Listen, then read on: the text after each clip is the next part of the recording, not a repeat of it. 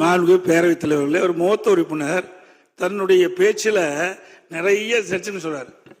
நாங்க கேட்கறதை நீங்க கடிதம் எழுதியிருக்கிறீங்க, என்ன விவரம் எங்களுக்கு எப்படி தெரியும்? நீ சொன்னா தானே தெரியும். இப்பதான் நீங்க சொல்லி இருக்கிறீங்க, அதனால தெரிய வருதுன்னு நான் சொல்றேன். இதை நீ கிண்டல் அடிச்சு இப்பதானே வருது, இப்பதான் கடிதம் நாங்க அங்க இருந்த கடிதத்தை உங்களுக்கு கொண்டு அனுப்பணுமா?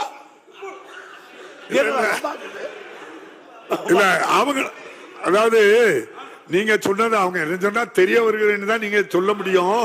உங்களுக்கு கவனத்துக்கு நாங்க தரலங்கிறத அவை முன்னவர் தெளிவுபடுத்திட்டாங்க. எங்களை பேச விடுங்க பேரவைத் தலைவர்களே. பேரவைத் தலைவர்களே, தாங்கள் எழுதிய கடிதம் எங்களுக்கு எப்படி தெரியும்? நீங்கள் அதை வெளியிட்டு எங்களுக்கு தெரியும். அதான் தெரிய வருகிறது நான் சொல்றேன். தெரிய வரி சொல்ல விளக்கம் நீங்க சொல்லி இருக்கிறீங்க. அதைத்தான் அவங்க பதிவு பண்ணாங்க. நீங்க இப்படித்தான் எழுத முடியும்னு சொன்னாங்க. அவை எதிர்கட்சி தலைவர்கள் அனுபவமிக்கவர், முதலமைச்சர் இருந்தவர், அமைச்சராக இருந்தவர். நீங்க முதலமைச்சராக இருக்கும்போது மத்திய சர்க்காருக்கு எத்தனையோ கடிதங்கள் எழுதினீங்க. அதுல ஒன்னாவது எங்களுக்கு கொடுத்துருக்கீங்களா? இன்னைக்கு சார் அரசு சார் ஒரு அரசு இன்னொரு அரசு சீஃப் மினிஸ்டர் பிரைம் மினிஸ்டர் எழுதினார், அது உங்களுக்கு அனுப்பணுமா? என்ன சார் நியாயமா இருக்கு? நீங்க ஒண்ணு கேட்கற சார், இது ஆதரிக்கிறீங்களா எதிர்க்கிறீங்களா சொல்லி விடுங்க. சொல்லலாம் 3/10/2003 அன்றே நான் அந்த மத்திய அரசு கடிதம் எழுதியிருக்கிறேன். ஆக நிறைவேற்றினாங்க, தெரிஞ்சது கடிதம் எழுதணும். மாண்புமிகு எதிர்க்கட்சி தலைவர் அவர்கள், மாண்புமிகு பேரவைத் தலைவர், அதை எதிர்க்கு நான் தான் ஆரம்பத்திலே சொன்னேன்.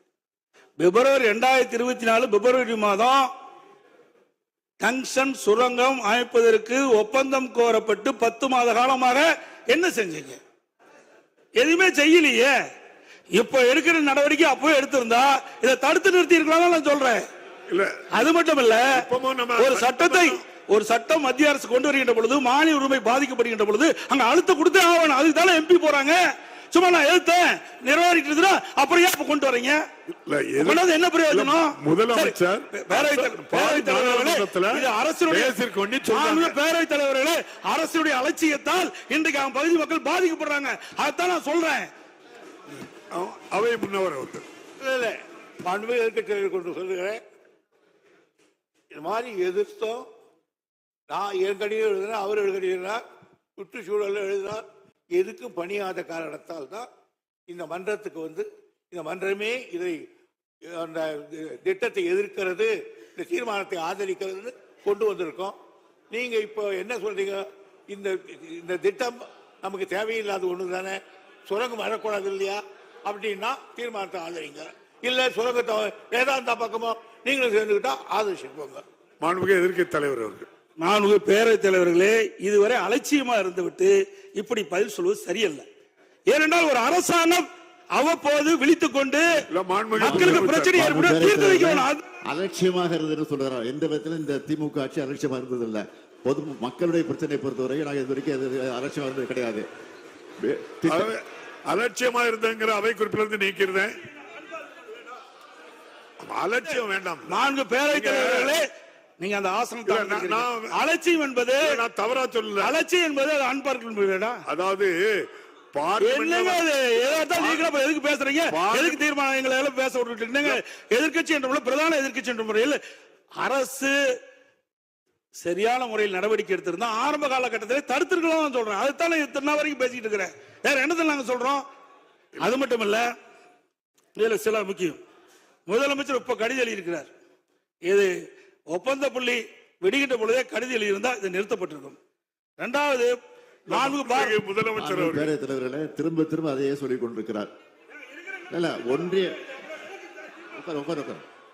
ஒன்றிய அரசு இது விஷயத்துல ஏலம் விட்டு விட்டுவதாக சொல்லிக் கொண்டிருக்கிறார். இந்த அரசை பொறுத்தவரையில் நிச்சயமாக சொல்கிறேன், ஏலம் விட்டாலும் சரி, நிச்சயமாக உறுதியாக இந்த அரசு அதற்குரிய அனுமதியை தருவதற்கான வாய்ப்பே கிடையாது. அதில் திட்டவட்டமாக இருக்கிறோம். இதுதான் முடிவு. மாண்புமிகு எதிர்க்கட்சி தலைவர் அவர்கள், நான் என்னங்க அடுத்து பேசக்கூடாதா? பேசுங்க. நீங்க மக்களுடைய பிரச்சனைங்க சட்டமன்றத்தில் பேசி தயவுசெய்து அமைதியா இருங்க, உட்கார்ந்துட்டு பேசண்டா. நீங்க மாண்புமிகு பேரவைத் தலைவர்களே, நான் அவையுடைய கவனத்திற்கு கொண்டு வருவது, இதையெல்லாம் முன்கூட்டியே நடவடிக்கை மேற்கொண்டிருந்தால் இவ்வளவு பிரச்சனை வந்திருக்க, மக்கள் போராடி இருக்க மாட்டாங்க. அதைத்தான் அரசுடைய கவனத்துக்கு கொண்டு வர்றாங்க. அது மட்டும் இல்ல, மாண்புமிகு அவை முன்னவர் மாண்புமிகு எதிர்க்கட்சி தலைவருக்கு உறக்கமா பேசுறாரு, நானும் பேசிடுவேன். ஏற்கனவே இந்த திட்டத்தை எல்லாம் நாங்கள் முயற்சி எடுத்து மத்திய சர்க்காருக்கு தெரிவித்து அவர்கள் ஆன காரணத்தால் தான் இந்த தீர்மானத்தை கொண்டு வந்திருக்கிறோம். மாண்புமிகு ஒண்ணு ஜாதிக்கு படியல இப்படிதான் பேசி ஆகணும், வேற எப்படி பேச முடியும்? என்ன பேச முடியும்? உங்களுக்கு சரக்கு இருந்தாலும் பேச முடியும். நீங்க முதலமைச்சர் ஒன்றுக்கும் வார்த்தையெல்லாம் பயன்படுத்தாண்டா. அது நீங்க இப்படி பேசுற என்ன அர்த்தம்? நீங்க சரியான முறையில் ஊழல் என்ன சட்டமன்றம் தானே, ஒரு மூத்த உறுப்பினர் மற்றவருக்கு வழிகாட்டியா இருக்கணும். அதை விட்டுட்டு ஊழல் என்ன, இதுக்கெல்லாம் பயப்பட மாட்டேங்க. மக்களுடைய பிரச்சனை உயிரை கொடுத்தாலும் காப்பாற்றுவாங்க. நீங்களும் அதே வார்த்தை என்ன எங்கிட்ட நடக்காது. நீங்க மாண்புமிகு மூர்த்தி, மாண்புமிகு